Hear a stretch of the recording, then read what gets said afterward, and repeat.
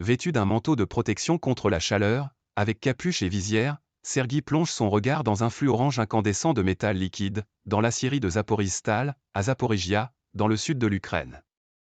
L'ouvrier du haut fourneau vérifie la coulée de fonte brute en fusion à une température d'environ 1400 degrés, pour y déceler d'éventuelles impuretés. Un travail mené à seulement 40 km des combats.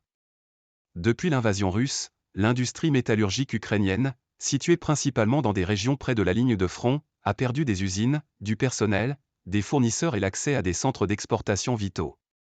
Selon les estimations de la Banque mondiale, au cours de la première année de conflit, l'économie ukrainienne a subi des dégâts et pertes de l'ordre de 411 milliards de dollars. Zaporizhzhal appartient au groupe sidérurgique et minier Metinvest, contrôlé par Rina Akhmetov, l'homme le plus riche d'Ukraine.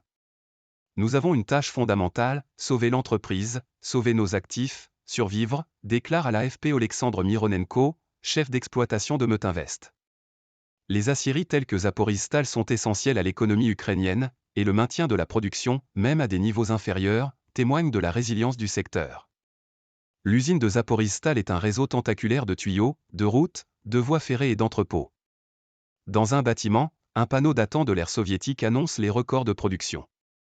Sur un tableau noir, quelqu'un a écrit « Poutine est un connard ». Une alternative, allez se battre. Malgré les combats à proximité, Oleksandr Mironenko affirme que Zaporizhzhal produit environ 70% des volumes d'avant-guerre, la majeure partie étant destinée aux États-Unis ou à l'Europe. Je m'attends à ce que nous produisions plus d'acier qu'en 2022, assure-t-il, bien que les exportations sont entravées par le blocus russe des ports de la mer Noire et le bombardement du port danubien d'Ismaïl. Le mois dernier, Metinvest a réussi à expédier des cargaisons sur 3 navires via la mer Noire, mais selon M. Mironenko, les armateurs ont peur d'envoyer d'autres bateaux. Comme les ports, l'usine de Zaporijia est menacée par les frappes de Moscou. Elle dispose d'abris anti-bombes, mais certains travailleurs ne peuvent pas quitter leur poste. C'est effrayant, mais que peut-on faire? Il faut nourrir sa famille, explique Sergueï, 30 ans, en faisant jaillir des cascades d'étincelles lorsqu'il teste le métal en fusion. Il n'y a qu'une seule alternative, aller se battre, lâche-t-il. Environ 8000 employés de Metinvest ont été mobilisés ou se sont portés volontaires pour combattre, tandis que dans la plus grande usine sidérurgique d'Ukraine, celle d'ArcelorMittal à Kryvyi Rih, ils sont 2600 à être partis au front, avec plus d'une centaine tués. Ensemble vers la victoire. Zaporizhzhal a vu partir environ un tiers de ses 10 500 employés depuis l'invasion. En raison des réductions de production, certains employés ont été contraints de prendre des congés forcés, tandis que d'autres se battent ou ont déménagé. Un panneau d'affichage à l'entrée de l'usine indique « Ensemble vers la victoire ». L'usine a arrêté ses fours après l'invasion russe et a suspendu ses équipements refroidis à l'eau cet été après la rupture du barrage hydroélectrique de Kakhovka. La guerre dicte ses propres conditions, constate Vladislav Tiurin, contremaître de 39 ans. Sur les 350 personnes de son atelier, 65 sont partis au combat et 4 ont été tués.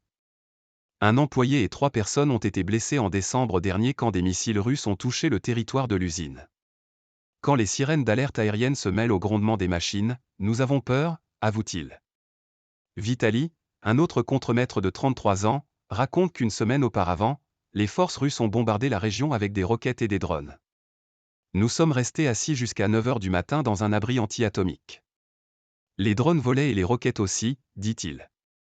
ArcelorMittal a déclaré dans un communiqué avoir mis en place des schémas logistiques alternatifs pour l'usine, dans des conditions extrêmement difficiles. L'entreprise exportait 85% de ses produits finis principalement vers le Moyen-Orient et l'Afrique. Désormais la majeure partie est destinée à l'Europe. S'il admet une production négligeable comparée à celle d'avant-guerre, M. Tiurin assure que l'acier de l'usine sera nécessaire à la reconstruction de l'Ukraine après le conflit. Les Russes ont détruit une partie du pays. Pour la restauration et la construction, nous aurons besoin de produits métalliques, dit-il.